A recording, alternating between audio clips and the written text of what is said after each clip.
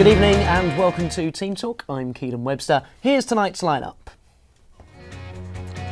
The regular season ends for Kent's football sides. Alex Blake smashes a century in vain as Kent lose to Somerset. And it's that time again. Have your vote in our Goal of the Month. But first tonight, here's Harry Peake to tell you about the final day of the National League's and League One season. The weekend's crucial game was played at Hartsdown Park, where already relegated Margate were given the unenviable task of stopping table toppers Maidenhead. Anything less than a win for Maidenhead would have left the door wide open for Ebbsfleet United to pit them to the title. Any chances of Margate helping out their Kent counterpart were squashed when Harry Pritchard steps up to curl in a free kick inside 15 minutes. Gate's wall crumbling, along with Ebbsfleet's title hopes. Margate kept the scoreline to just one goal going into the second half, but it took some heroic defending to keep it that way. When the league's top scorer Dave Tarpey chipped this effort over the keeper, he was on his way to celebrate goal number 37 of the season, but Ben Swift somehow got back to volley off the line. Tarpey could count that as a dress rehearsal though, as just minutes later he found the net. This long throw eventually found his way to the Maidenhead marksman, who fired home via a deflection. The Magpies had their eyes on the silverware, and it was all but secured 7 minutes later, Harry Pritchard grabbing his second goal of the game with this long-range drive that again went in off a Margate player. With one hand on the trophy, it was party time for the players and for the fans. Cue a conga line made up of Scooby-Doo, Fred Flintstone and Del Boy.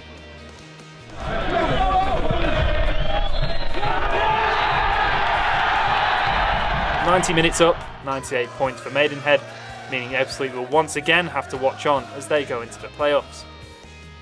Ebbsfleet's 1-0 win against Oxford would prove to be in vain.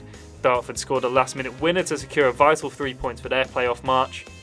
The season finishes with Ebbsfleet agonisingly close to the title on 96 points, but they will have to settle for the playoffs along with Dartford, who finished in third. It all means that in the playoffs, Dartford face Chelmsford away tomorrow before a return leg at Princes Park on Sunday. Poole and Hungerford were ineligible for the playoffs, so Ebbsfleet face 7th place Hampton and Richmond away tomorrow night and then at home on Sunday. In the National League, Dover finished off the season with a 3-2 win away at Barrow. Maidstone lost at home to high-flying Tranmere. Ricky Miller scored 40 goals in what looks to be his last season at Dover, but it wasn't enough to push them into the playoff places as they missed out by 3 points. Maidstone are safe in the National League for another season, despite the loss to Tranmere. Gillingham are also safe in League One.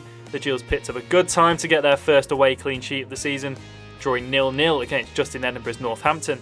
They knew that a draw would be enough to keep them in the division, so long as Port Vale didn't beat Fleetwood. The Gills finished 1 place and 1 point above Vale. Keeping the Gills up will look pretty good on Adi Pennock's CV, and he's due to meet with Chairman Paul Scally in the coming days to discuss his future. In cricket, Kent have lost to Somerset at Taunton in their second one-day cup match in the group stages. Alex Blake earlier hit a century off of just 46 balls, the 9th fastest List A century in history. Daniel Bell-Drummond also hit a ton as Kent made 352 for 6 off of their 50 overs.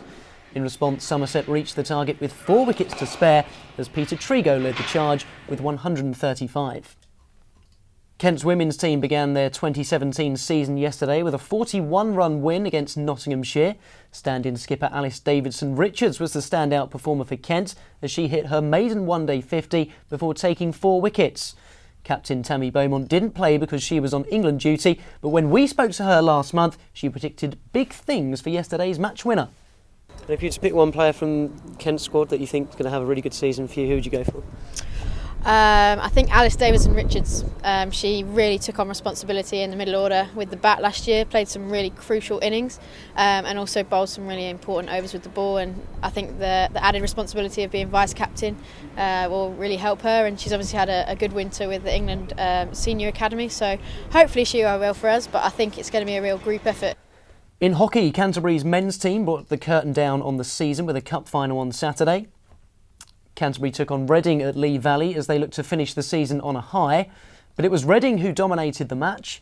Player coach Andy Watts picked up 2 goals for them as they ran out 6-1 winners, the biggest winning margin for 15 years in the men's cup final. Aussie Craig Boyne picked up Canterbury's only goal of the game, but it wasn't enough to stop Reading from winning the title. In snooker, Ditton's Barry Hawkins reached the semi-finals of the World Championships last week. The Kent Kewis was beaten 17-8 as he was knocked out in the last four by eventual runner-up John Higgins. The Hawk admitted that he hadn't been at his best during a quarter-final triumph against Stephen Maguire, and he failed to raise his game in the semi-finals. Reigning champion Mark Selby picked up the title after an 18-15 victory over Higgins. And just before we go, here's Harry again with April's Goal of the Month nominees.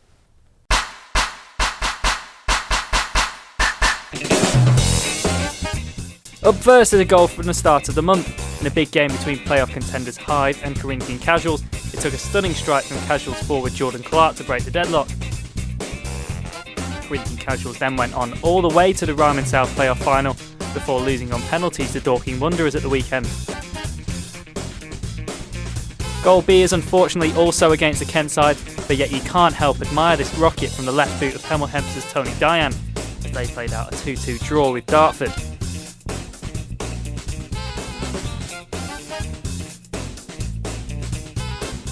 Goal C comes from Ebbsfleet's recent victory at Champions Maidenhead, Andy Drury driving home the equaliser as Fleet came from behind to win 2-1.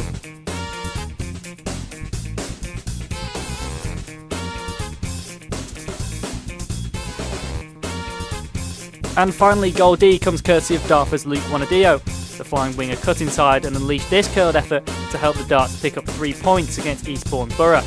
They'll be hoping for more of the same in the playoff semi-finals.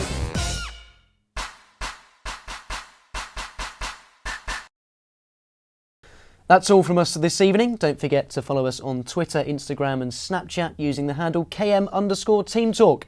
We'll be back again next Monday with all the latest sports stories from across Kent. Until then, have a wonderful week. Good night.